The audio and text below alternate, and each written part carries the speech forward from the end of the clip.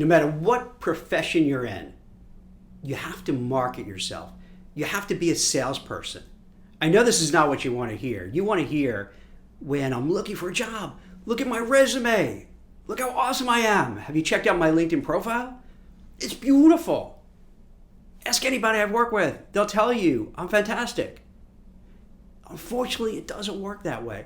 You need an elevator pitch. Now, it's an old school term. I get a lot of, I would censor it when I use that term.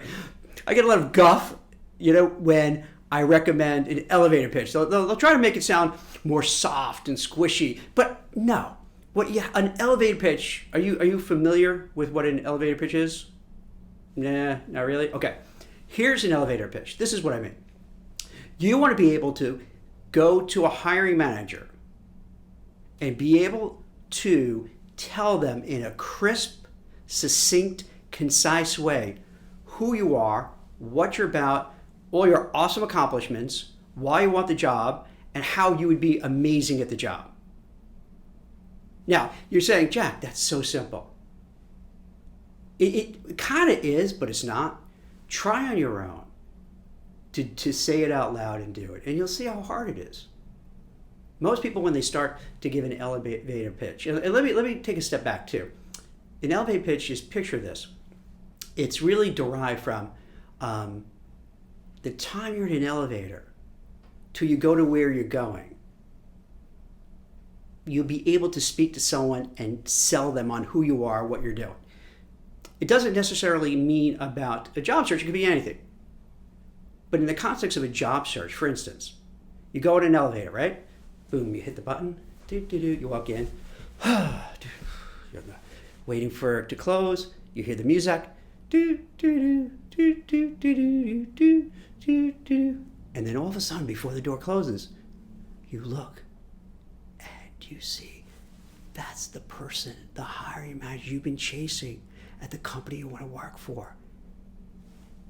Why are they in my building? What's going on? So you want to be able to turn to that person and feel comfortable turning to that person and saying, hi, this is Jack Kelly. Are you so-and-so? Oh, and they'll be, oh, yes, I am so-and-so. Well, it's great to meet you. I would love to work at your company. I noticed that you have a job that's perfect for me. I do X, Y, Z, 1, 2, 3, and this is why I'll be good for it. Would you like to talk further? Would you be interested in hearing more about, how I could help you? Now, that's kind of a just really rough on-the-fly thing, but think about that a second. You had the courage to reach out to that person. You were able to succinctly say why you want the job, what you do, that you're aware of the role, how you could help, how you can improve. So you've already set the stage to make them more curious about you, who you are. And then it'd be reasonable for the person on the other side. They could have basically a binary reaction. One could be, hey, Jack, you're a jerk. Don't bother me in an elevator. How dare you? Which, come on, is that going to happen? And also, during COVID, are we in elevators with people just talk like this? Probably not, but let's, this is just for the sake of our conversation here, Let's suspend reality for a little bit. It's like a movie.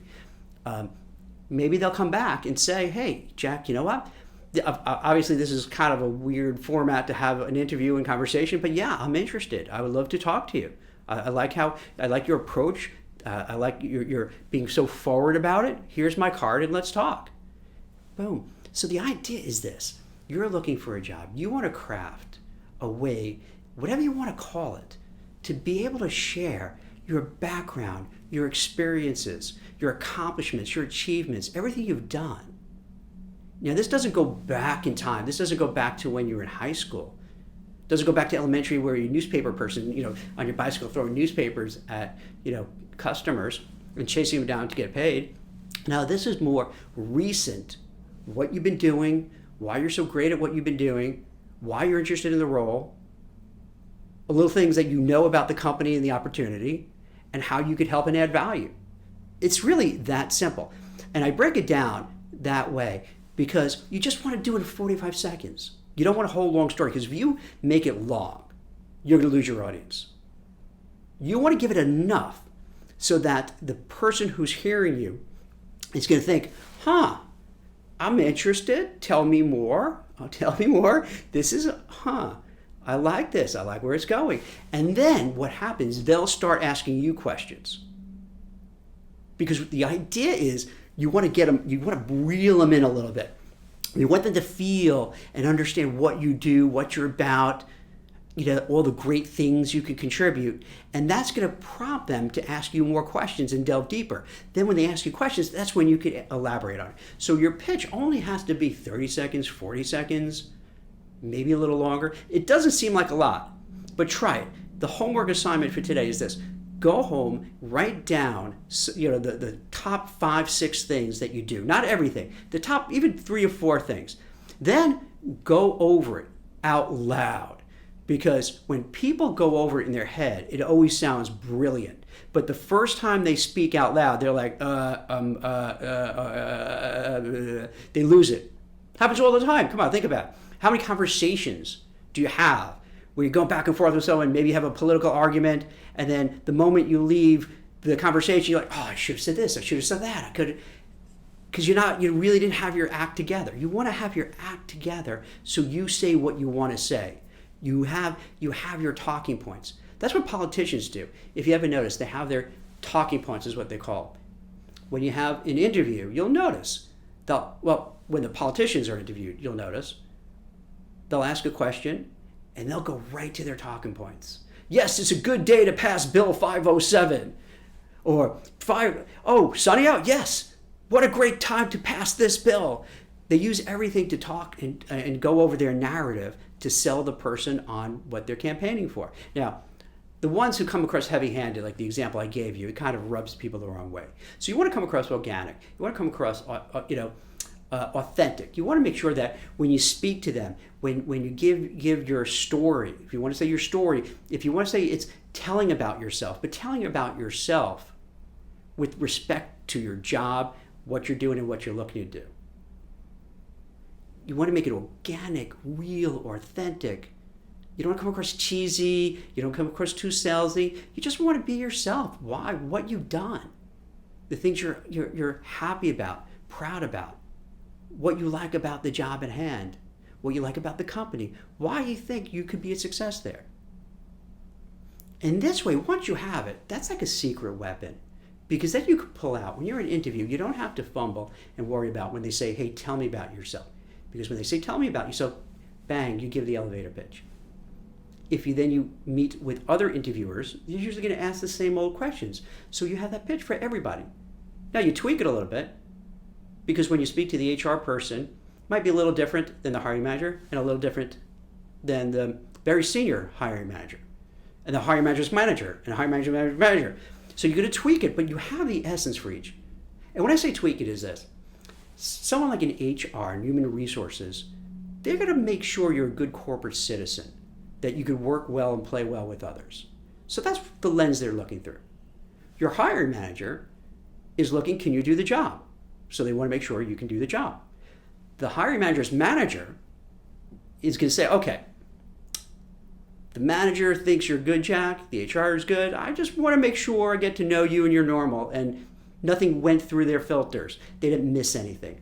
So you still give your pitch, but with the idea the person's already sold because the HR person and the hiring manager liked you. So you're already sold. So you don't want to oversell yourself. You just want to confirm everything you told them and then get a vibe for what's important to them. And then you may have to massage a little bit of your pitch, as you're speaking to them on the fly.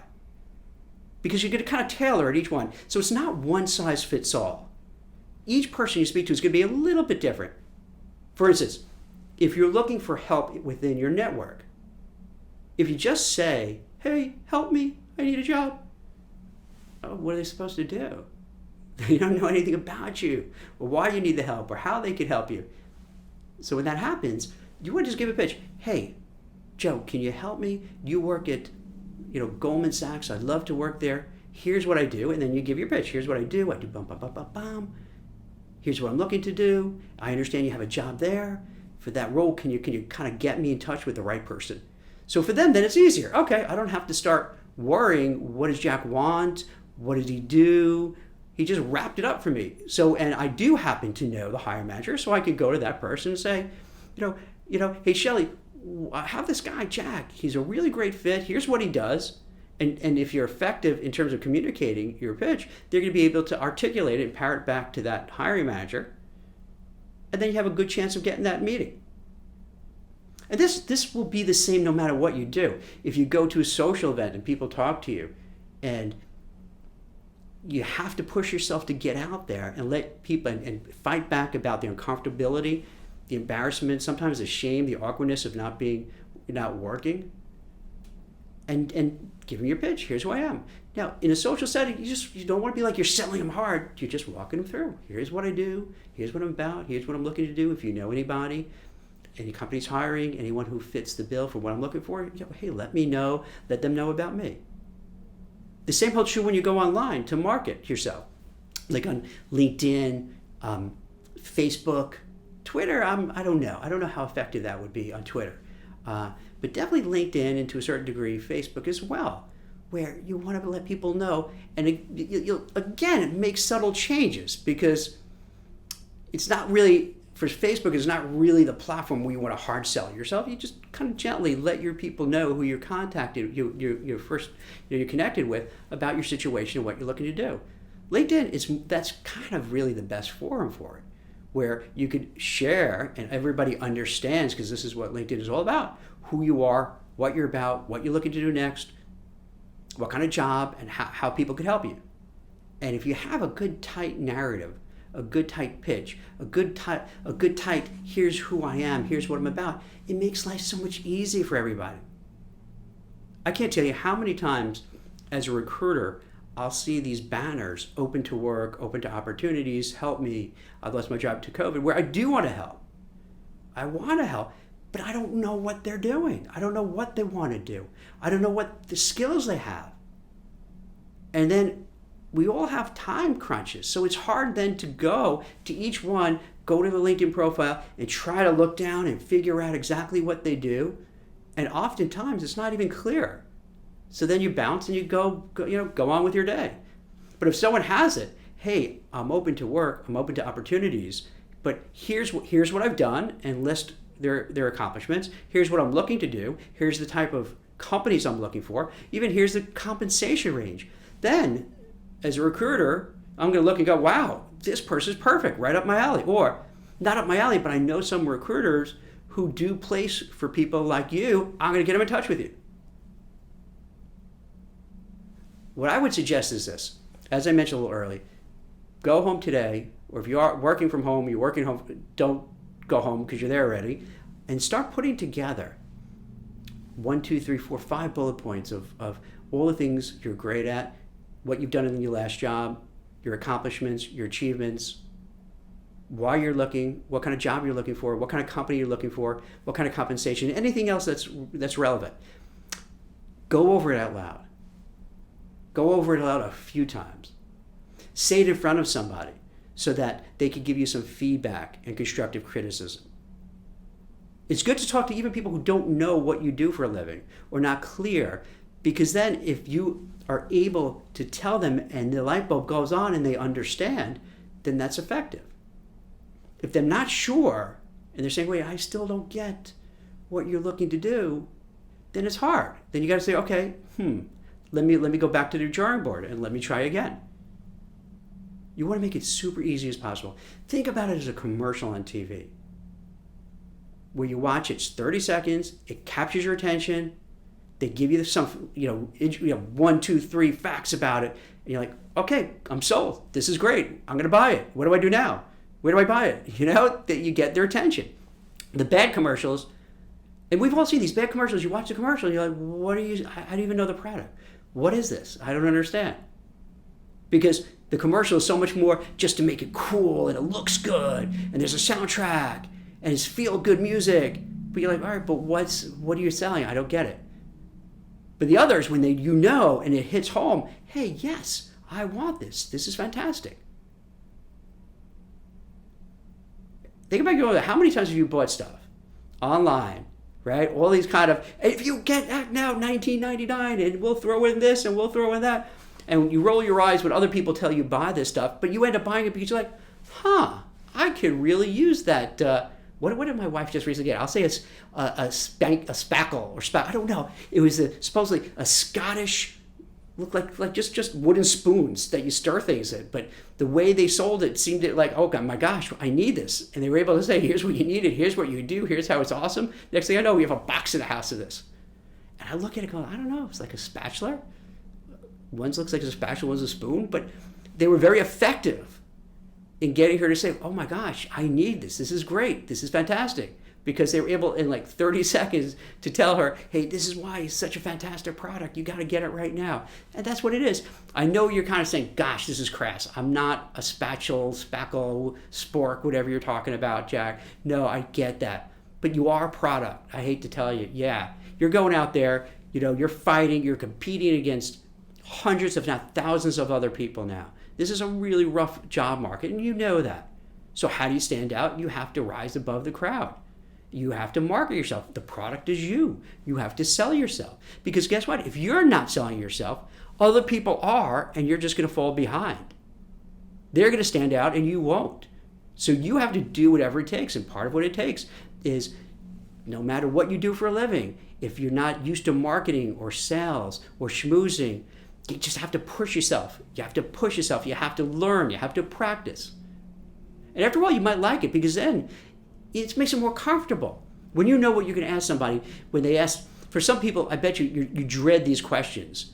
When they'll say, hey, Jack, what are you doing? And, because I don't want to tell them I'm in between jobs. I'm like, I don't know what to say. But they say, what are you doing? Oh, hey, I'm glad you asked. I'm in between jobs. Here's what I've been doing up until now, and you give them what you've been doing. Here's what I'm looking to do. And hey, by the way, do you know anybody who does this and how they can maybe help me? You get it? All right, let me give you an example, right? Let me give myself, let's say I was looking for a job. I'm not, because I'm kind of have enough with launching Recruiter, running a search firm, writing for Forbes. So I got enough on my plate. I'm focused on that. But let's say I would say something to the effect of, hey, this is Jack Kelly. I've been an executive recruiter and CEO of a search firm for the last 25 years. We specialize in compliance, legal, risk, audit, primarily on Wall Street with hedge funds, investment banks, mutual fund companies, trading firms, financial services firms. We place mid to senior level executives, place thousands of people over the year.